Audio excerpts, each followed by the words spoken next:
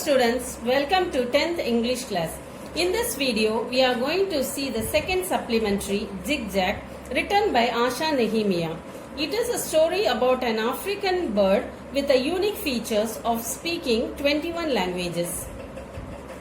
The family that shelters a new pet is totally taken up by the commotions it creates at home. Read on the story to find out there's a turn of events when they get to know the reality.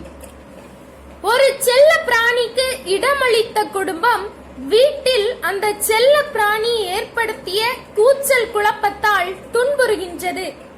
அதன் உண்மை நிலையை உணர்த்தும் கதை நிகழ்வுகளின் திருப்பங்களை அறிவதற்கு இக்கதையை வாசிக்கலாம். Dr. Ashok T. Krishnan's clinic usually sounded more like an ancient Chinese torture chamber than a child specialist clinic.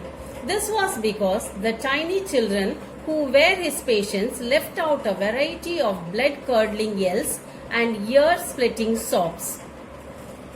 Doctor Ashok D கிருஷ்ணனின் மருத்துவமனையில் வழக்கமாக பண்டைய சீனாவின் சித்திரவதை கூடங்களை விட அதிகமாக குழந்தைகளின் சலசலப்பு காணப்பட்டது.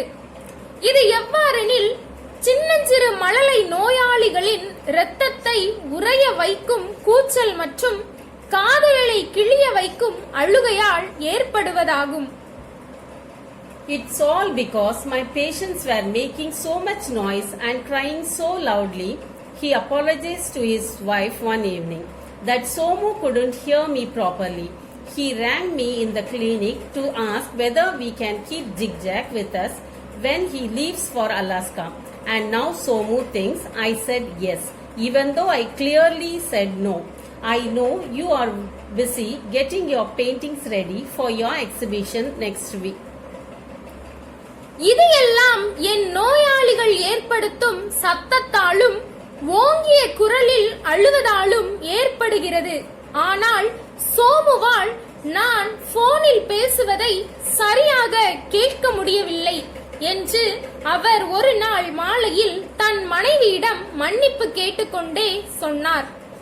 சோமு அலாஸ்காவுக்கு போகும்போது ஜிக்ஜாக்கை, அதாவது ஆப்பிரிக்க பறவை இனத்தை சார்ந்த ஒரு பறவையை நம்முடன் வைத்துக் கொள்ள முடியுமா என்று தொலைபேசியில் நான் மருத்துவமனையில் இருந்தபோது என்னிடம் பேசினார்.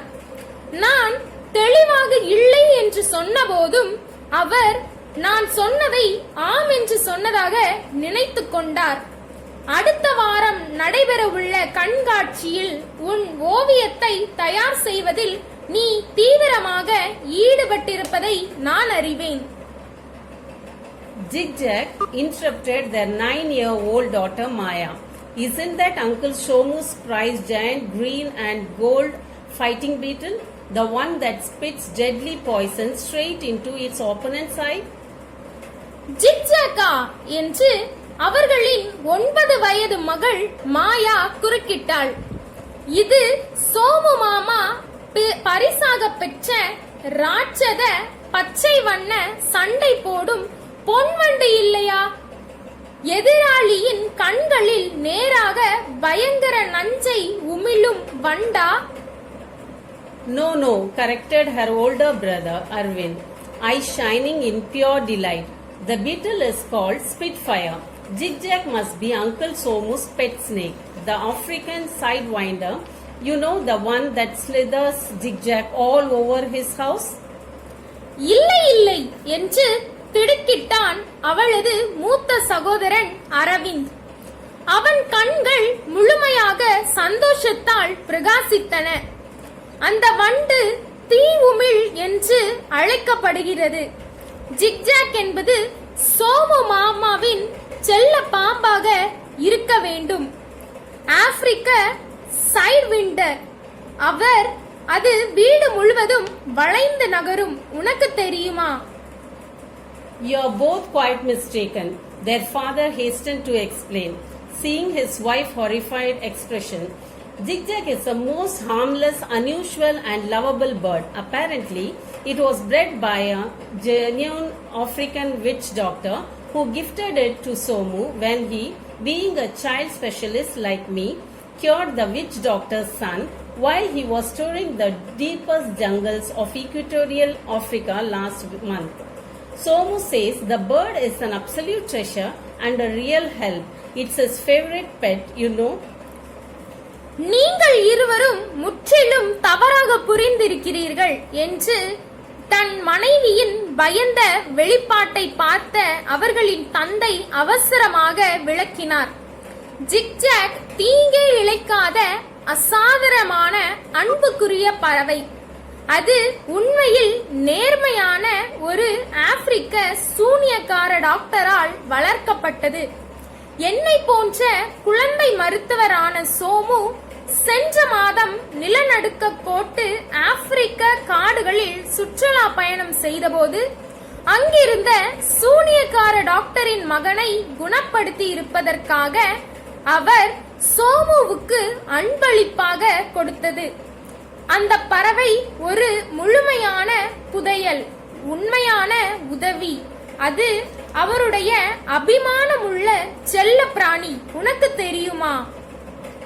Somu might be your best friend, but most of these so-called favorite positions that he has given us were absolute nuisances, countered Mrs. Krishnan angrily.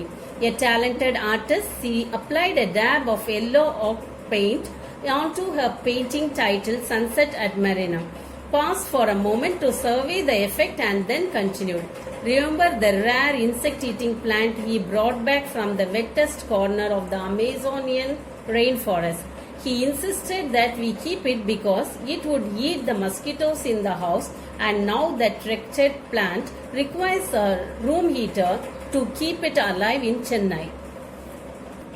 Somu உங்களுடைய சிறந்த நண்பராக இருக்கலாம், ஆனால் அவர் நமக்கு தரும் அவருடைய அபிமானமான என்று சொல்லப்படும் உடைமைகளில் பல மிகவும் தொந்தரவு தரத்தக்கவை.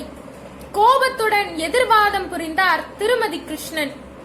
திறமைமிக்க ஓவியரான திருமதி கிருஷ்ணன் மெரினாவில் சூரிய அஸ்தமனம் என்ற தலைப்பு கொண்ட ஓவியத்திற்கு மஞ்சள் வண்ண களிம்பு தோய்த்த தூரிகையை செலுத்தியவாறு அதன் பிரதிபலிப்பை ஆய்வு செய்துவிட்டு இடைவெளிக்கு பின் தொடர்ந்து பேசினார். அமேசான் நாட்டு மலை காடுகளின் மிகவும் ஈரமான மூளை முடுக்குகளிலிருந்து அவர் திரும்ப கொண்டு வந்த பூச்சி உண்ணும் அரிய தாவரத்தை நினைவுபடுத்தி பாருங்கள். கொசுக்களை தின்றுவிடும் என்ற காரணத்தால் நாம் அதை வீட்டில் வைக்கிறோம் என்று சோமு வலியுறுத்தி கூறினார். அப்போது அந்த பிரதிபான செடி சென்னையில் உயிர் வாழ அரை வெப்ப மூடி தேவைப்படுகின்றது. Ma, protested Arvind, that's not really true. Uncle Somu's given us some really fabulous gifts. Right, remember the tiny penknife he gave me last year? The one with a genuine shark's tooth blade? That's been really useful. Maya joined the protest. Aravind எதிர்த்தான். அம்மா, அது முற்றிலும் உண்மையற்றது. சோமு மாமா நமக்கு உண்மையில் அற்புதமான அன்பளிப்புகள் கொடுத்துள்ளார். சரி, சென்ற ஆண்டு அவர் எனக்கு கொடுத்த குட்டி பேனா கத்தியை நினைத்து பாருங்கள். அசல் சுறாமீனின் பல்கத்தி அது. அது மிகவும் பயனுள்ளதாக உள்ளது என்று அந்த எதிர்ப்பில் மாயாவும் கலந்து கொண்டாள். No one but you, Maya, Mrs. Krishnan told her daughter sternly, would describe a penknife that has cut open the pockets of 3 skirts and 2 pairs of jeans as really useful. And what about the aboriginal boomerang Uncle Somu brought us all the way from Australia? Demanded Arvind. You can't deny that it was a great hit with everyone. தன் மகளிடம் உறுதிபட சொன்னார். ஆனால் மாயா, உன்னை தவிர எவரும் ஆதரவு தரமாட்டார்கள். 3 பாவாடைகளின் பாக்கெட்டுகளையும் 2 ஜோடி ஜீன்ஸ்களையும் கிழித்து உண்மையிலேயே பயனுள்ள பேனா கத்தியை பற்றிதான் நீ விளக்குகிறாயா? ஆஸ்திரேலியாவிலிருந்து நீண்டவெளி கடந்து சோமு மாமா கொண்டு வந்த பண்டை காலத்திய பூமராங் பற்றி என்ன சொல்கிறீர்கள்?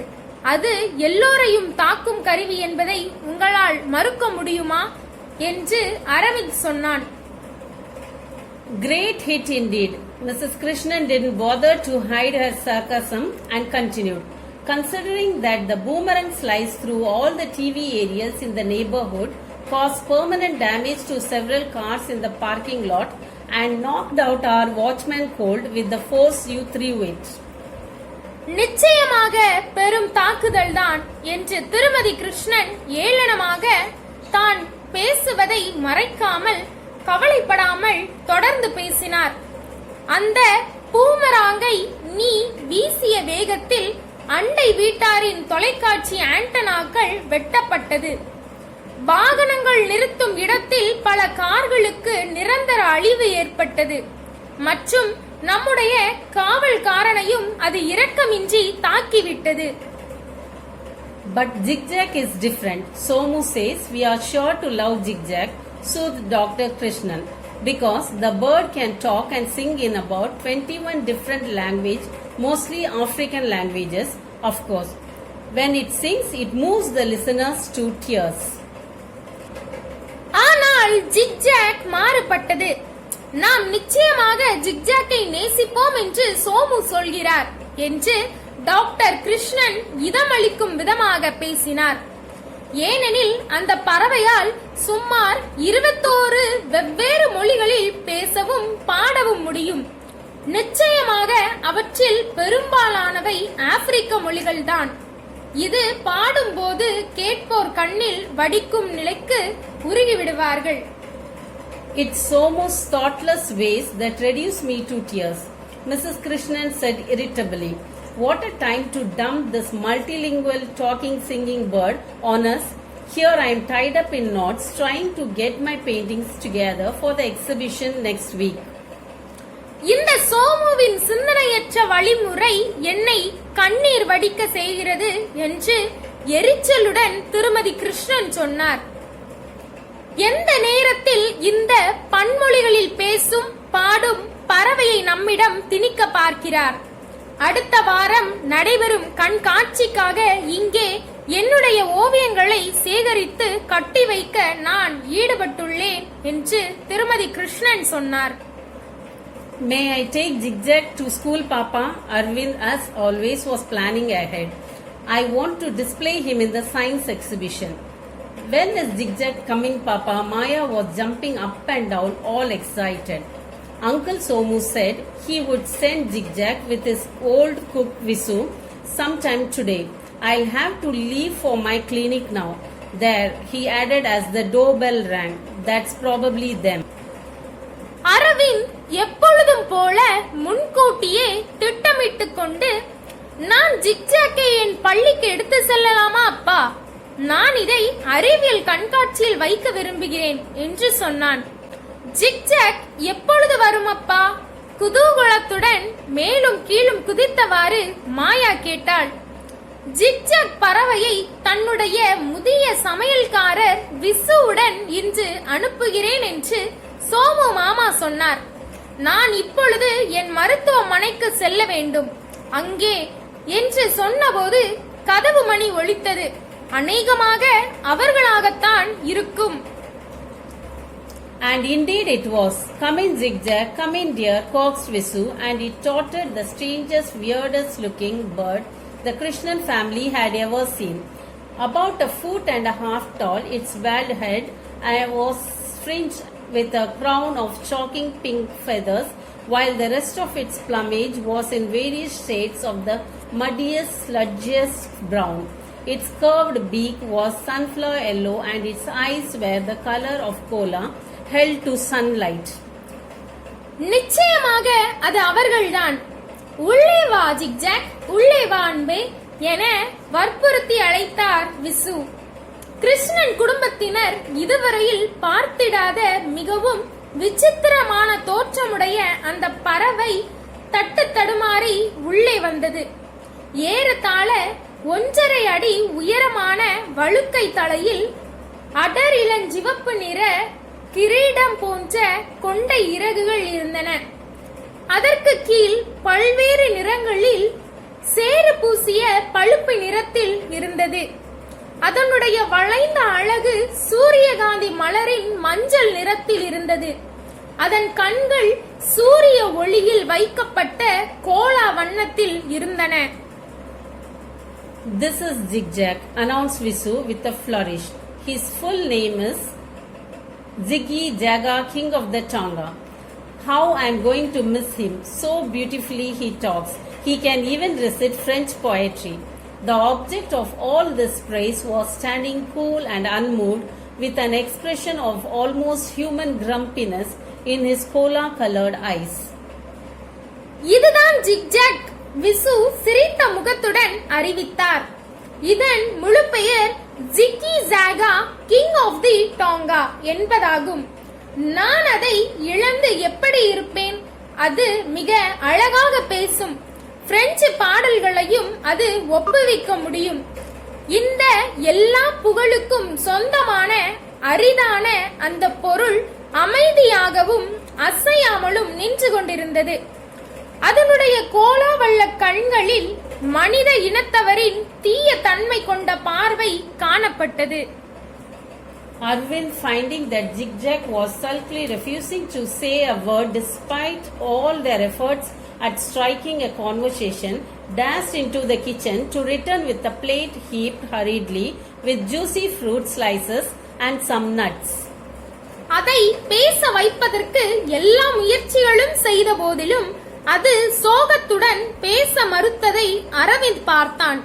அவன் சமையல் அறைக்குள் புகுந்து சாறு நிறைந்த பல துண்டுகளும் சில கொட்டைகளும் குவிக்கப்பட்ட தட்டுடன் திரும்ப வந்தான். Bored eyes brightened momentarily as Zigzag picked up a walnut, but refusing to speak, he dropped one wrinkled eyelid in a solemn wing and flew clumsily to deposit the nut on the enormous chandelier hanging from the ceiling. Bit by bit and in total silence, all the fruit on the plate was transferred to the chandelier and onto the blades of the ceiling fan. அடுத்த நொடியில் zigzag ஒரு வால்நட்டை எடுத்துக்கொண்டு தம்முடைய மந்தமான கண்களில் பிரகாசத்தை வெளிப்படுத்தியது. ஆனால் பேசுவதற்கு மறுத்தவாறு தன்னுடைய கண் இமையை சிமிட்டியது. அருவருக்கத்தக்க வகையில் பறந்து மேற்கூரையில் இருந்து தொங்கும் மிகப்பெரிய அலங்கார விளக்கின் அந்த கொட்டையை வைத்தது. சிறிது சிறிதாக முற்றிலும் அமைதியான சூழ்நிலையில் தட்டிலிருந்த எல்லா பழங்களையும் அலங்கார விளக்குகளுக்கும் விண் விசிறியின் இறக்கைகளுக்கும் இடம் மாற்றியது. Then, perching comfortably on a curtained rod, Zigzag dropped one wizened eyelid in another solemn wing as he sank his beak into a plump guava. Don't worry, children, Vishu comforted as he left, noticing how disappointed they looked when Zigzag stubbornly refused to say a single word to them, even though they tried speaking to him in English, Hindi, Tamil and French. Just wait till Zigzag settles down in this new home. Then you can have a great time listening to him.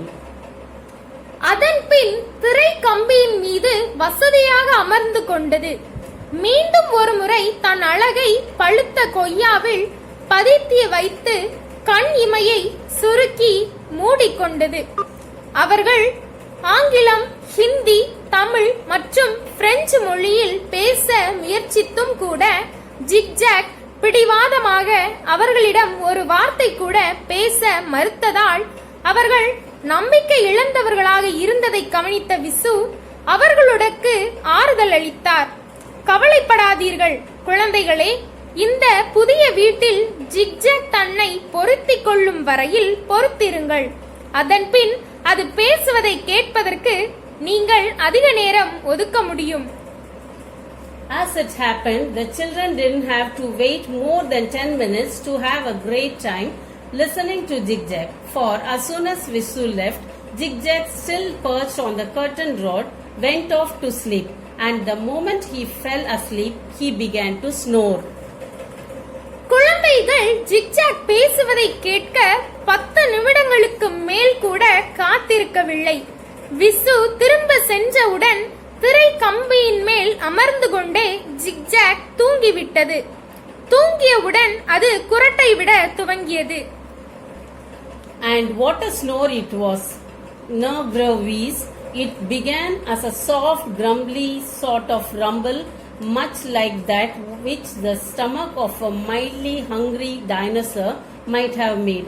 Then it grew louder and louder and louder until it sounded as if a herd of elephants with cold was trumpeting angrily in the room. Nervous. என்ன ஒரு குரட்டை ஒலியது! நக்ரவீஸ். முனங்களில் இருந்து துவங்கிய குரட்டை ஒலி லேசான பசியை கொண்ட டைனோசர் விலங்கின் வயிற்றிலிருந்து எழுந்த சத்தத்தை போல் இருந்தது. அதன் பின் அது உரத்த மிக உரத்த குரலில் ஆத்திரத்துடன் ஒரு யானை கூட்டம் பிளிறுவதைப் போல் அந்த சத்தம் அறைக்குள் அதிகரித்தது. நக்ரவீஸ். Zigzag's snore pounded their eardrums till their heads ached. In vain did they try to wake the snoring bird. 21 languages he is supposed to know, snorted Mrs. Krishnan. Yet this bird chooses to communicate only in Snorish, Snories, Snorian, Snorili and Snoralu. ஜிக்ஜாக்கின் குரட்டை ஒலி தலைவலி ஏற்படுத்தும் அளவிற்கு அவர்களின் செவிப்பறையை தாக்கியது. குரட்டை விடும் பறவையை எழுப்புவதற்கு அவர்கள் செய்த முயற்சி வீணானது. திருமதி கிருஷ்ணன் கிண்டலாக சொன்னார், இது 21 மொழிகள் அறிந்ததாக கருதப்படுகிறது. இருந்தாலும் தகவல் தொடர்பு கொள்ள இந்த பறவை தேர்ந்தெடுத்தது குரட்டை குரட்டை குரட்டை குரட்டை குரட்டை மட்டும்தான். I thought it was scientific fact that birds couldn't snore, said Maya, trying to squirt water from a small water pistol at Zigzag to wake him and wetting most of the curtains, the walls and the sofa instead. பறவைகள் குரட்டை விட முடியாது என்பது ஒரு அறிவியல் உண்மை என நான் நினைத்தேன் என்று மாயா சொன்னாள். ஜிக்ஜாக்கை எழுப்ப முயற்சிக்கும் வகையில் தண்ணீர் நிரப்பப்பட்ட துப்பாக்கியால் மாயா தண்ணீர் பீச்சினாள். அநேகமாக திரைச்சீலை முழுவதும் சுவர்களும் சோபாவும் நனைந்து விட்டன. African witch doctors' birds don't obey scientific rules. Arvind was annoyed that his best imitations of a raging lion, a hungry hyena, and a ferocious dog had failed to draw Zigzag out of his deep slumber. Now he tried his loudest, most frightening coyote call. But Zigzag slept on undisturbed and snored on. ஆப்பிரிக்க சூனியக்கார டாக்டரின் பறவைகள் அறிவியல் விதிகளை பின்பற்றுவதில்லை. அரவிந்த் கர்ச்சிக்கும் சிங்கத்தை போல, பசியுள்ள கழுதை புலி போல, கோபமுற்ற நாயை போல குரல்கள் எழுப்பியும் ஆழ்ந்த தூக்கத்தில் இருந்து ஜிக்ஜாக்கை எழுப்ப கொண்ட முயற்சிகள் அனைத்தும் தோல்வி அடைந்தன. தற்பொழுது மிக உரத்த அச்சுறுத்தும் ஓநாய் சத்தத்தை எழுப்பி முயற்சி செய்தான். ஆனால் எந்த தொந்தரவும் இன்றி ஜிக்ஜாக் தொடர்ந்து தூங்கியது, குரட்டை விட்டது. In total despair at their failure to wake Zigzag or at least stop him snoring, they shut themselves in the bedroom that was farthest away from Mrs. Krishnan's studio, where Zigzag was creating the terrible din. Mrs. Krishnan was just unraveling a roll of cotton wool to stuff in her ears when they heard their maid Lakshmi shrieking as if she had been electrocuted.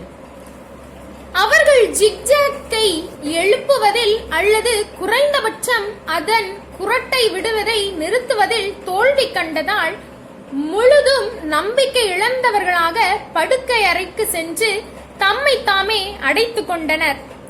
பயங்கர குழப்பத்தை ஏற்படுத்திய zigzag இருந்த திருமதி கிருஷ்ணனின் ஓவிய கூடத்திலிருந்து அந்த அறை வெகு தொலைவில் இருந்தது. பணிப்பெண் லட்சுமி மின்சாரம் தாக்கியது போல் கூச்சலிட்டதை அவர்கள் கேட்டபோது திருமதி கிருஷ்ணன் பஞ்சு சுருளை பிரித்து தம் காதுகளுக்குள் திணித்தார். Hearts hammering, they rushed to the studio to find Lakshmi dancing and clapping her hands excitedly as she yelled, "We have been blessed. We have been truly blessed. It's raining papayas and bananas in this room." இதயங்கள் படபடக்க அவர்கள் ஓவிய கூடத்திற்கு விரைந்து ஓடினர். அங்கே லக்ஷ்மி நடனமாடிக்கொண்டும் உணர்ச்சி வசப்பட்டு கைகள் தட்டிக்கொண்டும் கூச்சலிட்டு கொண்டும் இருப்பதை கண்டார்கள். நாம் ஆசீர்வதிக்கப்பட்டிருக்கிறோம், உண்மையில் நற்பேறு பெற்றுவிட்டோம், இந்த அறையில் பப்பாளி வாழைப்பழம் மழையாக கொட்டுகிறது என்று லக்ஷ்மி சொன்னாள். They froze in horror. Lakshmi had apparently switched on the fan on which Zigzag had left some fruit and nuts. Half-pecked fruit streamed off the fan, dampening even Lakshmi's enthusiasm as a guava landed on her cheek with a soft squeeze and one walnut hit her forehead with a loud smack. One slice of overripe papaya came whizzing off the fan, and as they watched it helplessly, horror splattered all over Mrs. Krishnan's unfinished masterpiece, Sunset at Marinam, spreading streaks of gooey orange pulp and shiny black seeds all over it. அவர்கள் அச்சத்தால் உறைந்து விட்டனர்.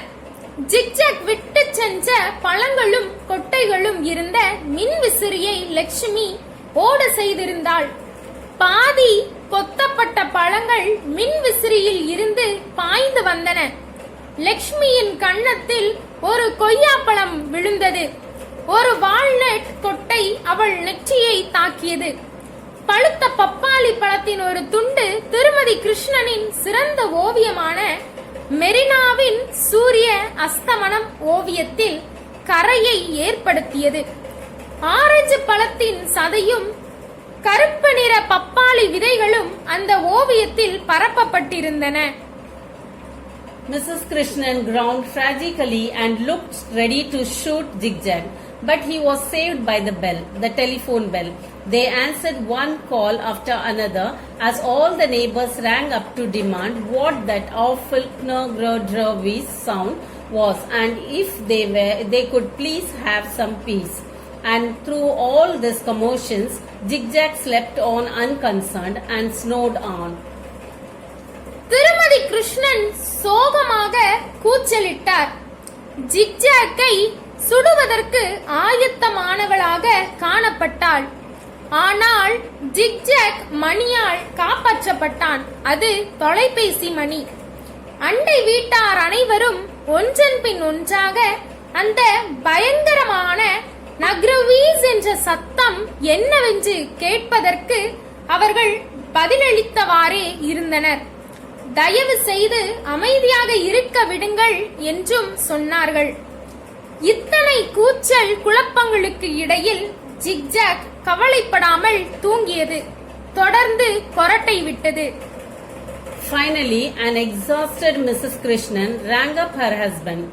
"I am going crazy with the sound of Zigzag snoring, plus all these angry telephone calls, and my beautiful painting." Here her voice cracked. "You know Mrs. Junjunwala, the art critic who lives upstairs? Well, she heard Zigzag snoring and had the cheek to telephone and asked me whether I could sing a little softly when I took my singing lessons. Please contact Somu and find out what we should do." இறுதியாக மிகவும் களைப்படைந்த திருமதி கிருஷ்ணன் தன் கணவருக்கு phone செய்தார். ஜிக்ஜாக்கின் குரட்டை சத்தத்தாலும் கோபம் நிறைந்த தொலைபேசி அழைப்புகளாலும் நான் வெறியடைந்து விட்டேன். மேலும் என் அழகான ஓவியம், இங்கே அவள் குரல் தழுத்தழுத்தது. மேல் மாடியில் வசிக்கும் ஓவிய விமர்சகர் திருமதி ஜுன்ஜுன்வாலாவை நீங்கள் அறிவீர்கள். அவர் ஜிக்ஜாக் குரட்டை விடுவதை கேட்டு தொலைபேசியில் இசை பாடம் கற்கும் போது மெல்லிய குரலால் பாடக்கூடாதா என்று கேட்கிறார். தயவு செய்து சோமுவுடன் தொடர்பு கொண்டு நாம் என்ன செய்ய வேண்டும் என்பதை கண்டறியுங்கள். Dr. Krishnan came home as fast as he could after he had left an email message for Somu, asking him for clear instructions on how to stop Zigzag from snoring. Don't worry, he reassured his downcast family. Somu will reply soon and will discover there's some ridiculously simple way to stop Zigzag from snoring. Zigzag குரட்டை விடுவதை எப்படி நிறுத்துவது, தெளிவாக விளக்கங்களை தாருங்கள் என்று கேட்டு சோமுவுக்கு மின்னஞ்சல் அனுப்பிய பிறகு டாக்டர் கிருஷ்ணன் தம்மால் இயன்றவரை வேகமாக வீட்டிற்கு வந்தார். கவலைப்படாதீர்கள், சோமு விரைவில் பதிலளிப்பார். நாம் ஜிக்ஜாக் குரட்டை விடுவதை நிறுத்த வேடிக்கையான சுலபமான வழியை கண்டுபிடிப்போம் என்று கவலையில் ஆழ்ந்திருக்கும் தம்முடைய குடும்பத்தினருக்கு உறுதி சொன்னார். 6 days passed. 6 frantic days of checking their email day and night. 6 torturous days of having the deafening loud wheeze resound in their home most nerve-wrackingly. Maya complained that she heard a permanent rumbling sound in her ears even when she was miles away from home and that her ears ached all the time. Arvind confessed that for the first time in his life he was actually looking forward to going to school considering it was as calm as a monastery compared to their house. 6 நாட்கள் கடந்தன. அவர்களின் மின்னஞ்சல்களை இரவும் பகலுமாக தேடினர். நரம்புகளை தாக்கும் செவிடாக்கிவிடும் சித்திரவதை நிறைந்த 6 நாட்கள். தான் வீட்டை விட்டு பல மைல் தூரத்தில் இருந்தாலும் தன் காதுகளில் குரட்டை ஒலி ரீங்காரிக்கிறது என்று மாயா முறையிட்டாள். மற்றும் எல்லா நேரங்களிலும் தன் காதுகள் வலிக்கின்றன என்றாள். அரவிந்த் வாழ்க்கையில் முதல் முறையாக வீட்டை ஒப்பிடும்போது பள்ளிக்கு செல்வது அமைதியாக கருதினான். Mrs. Krishnan had lost interest in painting. Zigzag would sometimes wake up briefly when he wanted to eat some fruit, and sometimes he would sit on the veranda looking sulky and bored as he stared at the sunset at Marina Beach. The real view, not the painting lying forlorn in one corner, ruined by streaks of hardening papaya. Zigzag never spoke to anyone, though everyone tried several times and in several languages to speak to him kindly. He only slept and snored. திருமதி கிருஷ்ணன் ஓவியத்திற்கு வண்ணம் தீட்டுவதில் உற்சாகம் இழந்து விட்டார். பழங்கள் சாப்பிட விரும்பும் போது மட்டும் குறுகிய நேரத்திற்கு ஜிக்ஜாக் கண் விழிக்கும். சில நேரங்களில் சோகமாக சலிப்படைந்து வராண்டாவில் உட்கார்ந்து மெரினா கடற்கரையில் இருந்து சூரிய அஸ்தமனத்தை உற்று நோக்கும். உண்மையான காட்சியை வீட்டில் ஒரு மூலையில் பப்பாளி பழ துண்டு கீற்றுகள் விழுந்து பொலிவிழந்து போன ஓவியத்தை அல்ல. ஒவ்வொருவரும் பலமுறை முயற்சித்த போதிலும் ஜிக்ஜாக் யாரிடமும் பேசவில்லை. பல மொழிகளில் பேசினாலும் பேசவில்லை. தூங்கவும் குரட்டை விடவும் மட்டுமே செய்தது. On the 7th day, Dr. Somu's email arrived. It was, as Dr. Krishnan predicted, ridiculously simple. It read, I have never heard Zigzag snore. In fact, Zigzag hardly ever sleeps. Love, Somu. Postscript. If you are finding it difficult, ask my cook Visu to keep Zigzag. 7ஆம் நாளன்று doctor சோமுவின் மின்னஞ்சல் வந்தது. அது doctor Krishnan முன்னால் சொல்லியபடி வேடிக்கையாக இருந்தது. அதில் இவ்வாறு சொல்லப்பட்டிருந்தது: ஜிக்ஜாக் குரட்டை விடுவதை நான் ஒருபோதும் கேட்டதில்லை. ஜிக்ஜாக் அரிதாகவே தூங்கும். அன்பு சோமு. பின்குறிப்பு: உங்களுக்கு சிரமமாக இருந்தால் என் சமையல்காரர் விசுவை ஜிக்ஜாக்கை வைத்துக் கொள்ளுமாறு சொல்லுங்கள். That does it, said Mrs. Krishnan. Find Visu. I will not keep Zigzag here another minute. Calm down, dear. I am leaving for my clinic now. Can't it wait till? அப்படியே செய்யலாம். விசுவை கண்டுபிடியுங்கள். மேலும் ஒரு நிமிடத்திற்கு கூட ஜிக்ஜாக்கை நான் வைத்துக் கொள்ள மாட்டேன் என்று திருமதி கிருஷ்ணன் சொன்னார். அமைதியாக இரு அன்பே. நான் மருத்துவமனைக்கு புறப்பட்டு கொண்டிருக்கிறேன். அதுவரை காத்திருக்க முடியாதா என்று டாக்டர் கிருஷ்ணன் கேட்டார். No, it's now. Mrs. Krishnan was adamant. I have invited some friends and experts to come home and choose my paintings for the exhibition. This feathered snoring monster will drive us all mad. Come on then, Zigzag, called Dr. Krishnan nervously, wondering how he would locate Somu's cook Vishu. இல்லை, இப்பொழுதே என்னுடைய ஓவியங்களை பொருட்காட்சியில் வைக்க தேர்ந்தெடுப்பதற்கு சில நண்பர்களையும் நிபுணர்களையும் வீட்டிற்கு வருமாறு அழைத்திருக்கிறேன். இந்த ரெக்கைகளுடைய குரட்டை விடும் பேய் நம் அனைவரையும் பைத்தியம் பிடித்து ஓட செய்யும் என்று திருமதி கிருஷ்ணன் பிடிவாதமாக சொன்னார். டாக்டர் கிருஷ்ணன் அச்சத்துடன், அப்பா வா ஜிக்ஜாக், போகலாம் நாம என்று அழைத்தார். சோமுவின் சமையல்காரர் விசுவை எவ்வாறு கண்டுபிடிப்பது என்று வியப்படைந்தார். Why don't you wait in the car, Zigzag? He suggested. When they reached his clinic, his heart sinking at the thought of Zigzag's ear-shattering loud snore, adding to the din of the sobs and shrieks produced by the tiny patients waiting for him. Zigzag, நீ ஏன் காரில் காத்திருக்க கூடாது என்று அவர் ஆலோசனை கூறினார். அவர்கள் அவருடைய மருத்துவமனையை அடைந்தபோது அங்கே தமக்காக காத்திருக்கும் சிறு நோயாளிகளின் குழப்பமான அழுகை மற்றும் கூச்சலுடன் காது கிளியும் ஜிக்ஜாக் குரட்டையும் சேர்ந்து விடுமே என்ற எண்ணத்தில் அவரது இதயம் மூழ்கியது. But Jiggy Jaga, king of the Tonga, was not accustomed to being kept waiting and was already making his way to the clinic, where he perched himself on the nurse's reception table. Don't you dare sleep, Dr. Krishnan warned Zigzag fiercely as he went towards his room. ஆனால் Jikki ஜாகா, king of the டாங்கா, காத்து கொண்டிருப்பதற்கு பழக்கப்படவில்லை. அது நேராக மருத்துவமனையை நோக்கி ஏற்கனவே வழி தேடியது. அங்கே செவிலியரின் மேஜையில் மீது வசதியாக அதுவாகவே அமர்ந்து கொண்டது. நீ தூங்கிவிட துணியாதே என டாக்டர் கிருஷ்ணன் தன்னுடைய அறைக்கு போகும்போது பயங்கரமாக ஜிக்ஜாக் பறவைக்கு எச்சரிக்கை விடுத்தார்.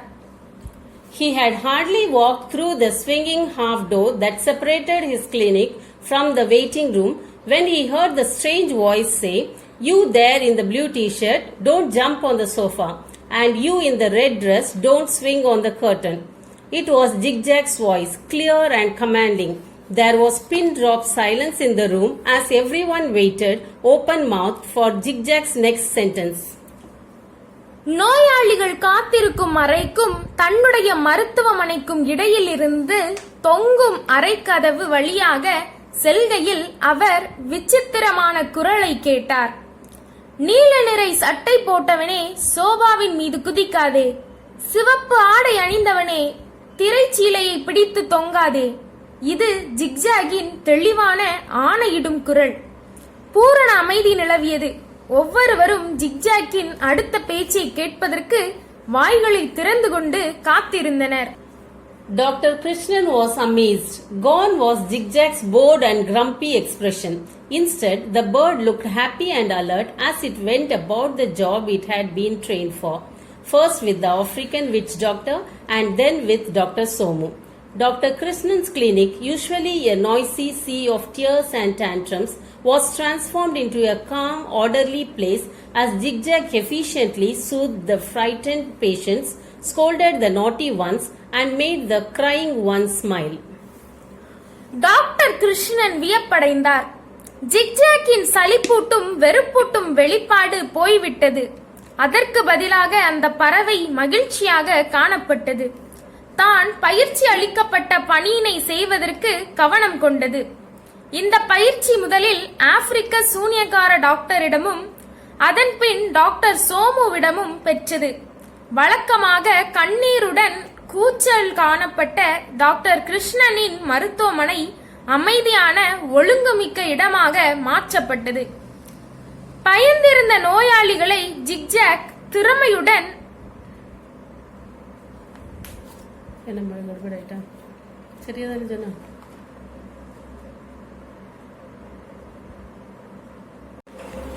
டாக்டர் கிருஷ்ணன் வியப்படைந்தார். ஜிக்ஜாக்கின் சலிப்பூட்டும் வெறுப்பூட்டும் வெளிப்பாடு போய்விட்டது. அதற்கு பதிலாக அந்த பறவை மகிழ்ச்சியாக காணப்பட்டது. தான் பயிற்சி அளிக்கப்பட்ட பணியினை செய்வதற்கு கவனம் கொண்டது. இந்த பயிற்சி முதலில் ஆப்பிரிக்க சூனியக்கார டாக்டரிடமும் அதன் பின் டாக்டர் சோமுவிடமும் பெற்றது. வழக்கமாக கண்ணீருடன் கூச்சலும் காணப்பட்ட டாக்டர் கிருஷ்ணனின் மருத்துவமனை அமைதியான ஒழுங்குமிக்க இடமாக மாற்றப்பட்டது. பயந்திருந்த நோயாளிகளை ஜிக்ஜாக் திறமையுடன் சாந்தப்படுத்தியது. குறும்புக்காரர்களை திட்டியது. அழுபவர்களை புன்முறுவல் பூக்க செய்தது. And if his yam-digging song and recitation of French poetry reduced the children to helpless laughter instead of tears, he didn't look as though he minded. And best of all, Zigzag never slept or snored, even for a second. அதனுடைய இனிய கிழங்கு தோண்டும் பாடலும் French கவிதைகளும் குழந்தைகளை கண்ணீர் வடிப்பதற்கு பதிலாக முற்றிலும் சிரிக்க வைத்தது. அது அவர்களை பார்த்த போதும் கண்டுகொள்ளவில்லை. அதனையும் விட மிக சிறந்தது என்னவெனில், ஜிக்ஜாக் ஒரு நொடி கூட தூங்கவோ குரட்டை ஒலி எழுப்பவோ இல்லை. Never had a morning passed so quietly and peacefully for Dr. Krishnan. When the last patient had left, he called Zigzag to his room. Zigzag flew in and sat on the table. Scratching the bird under its beak, Dr. Krishnan sighed and said, "Somu was right after all.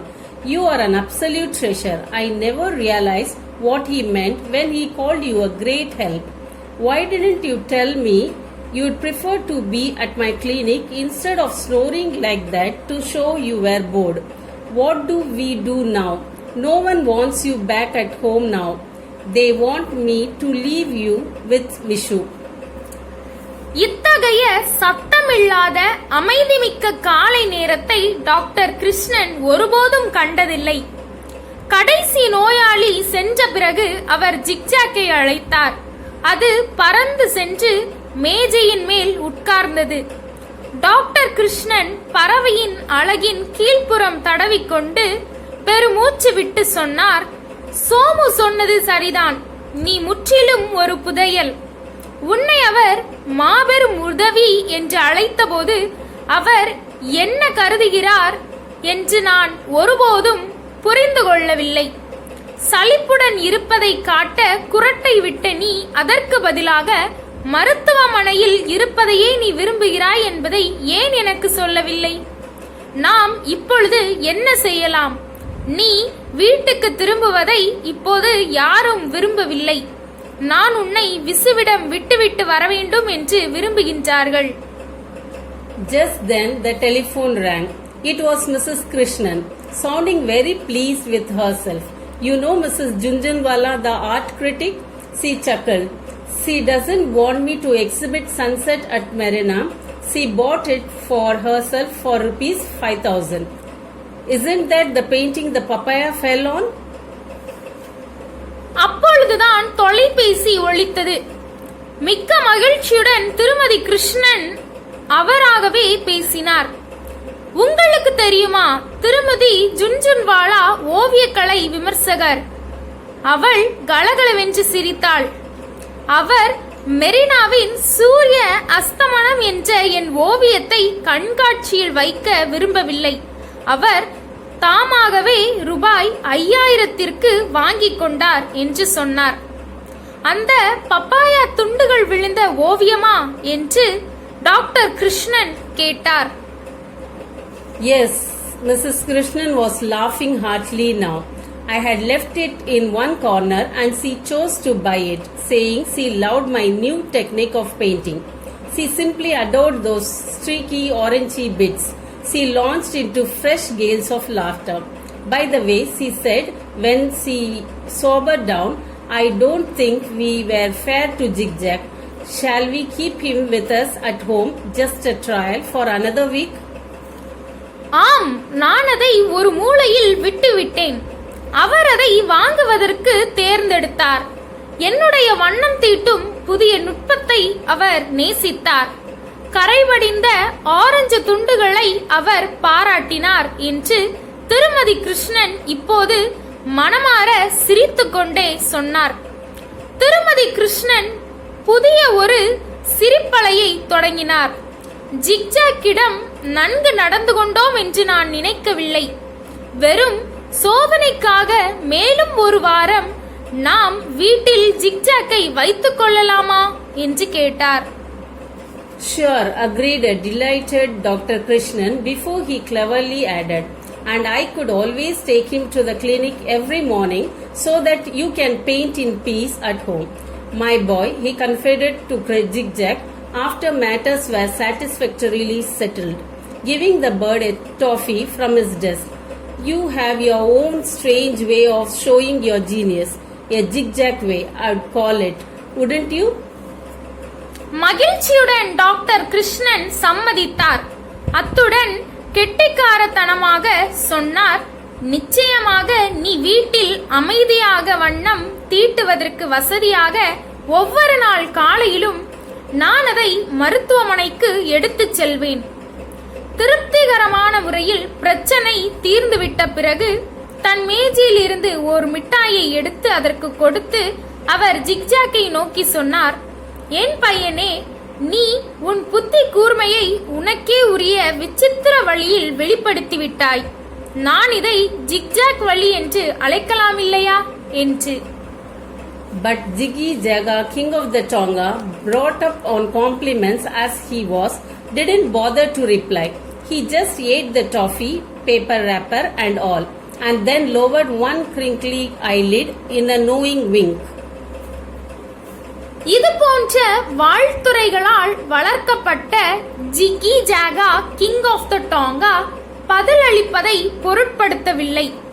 அந்த மிட்டாய் மற்றும் அதன் காகித உரை அனைத்தையும் அது சாப்பிட்டது. தான் அறிந்ததை வெளிப்படுத்த கண் இமையை தாழ்த்தியது. தேங்க்ஸ் ஃபார் வாட்சிங்.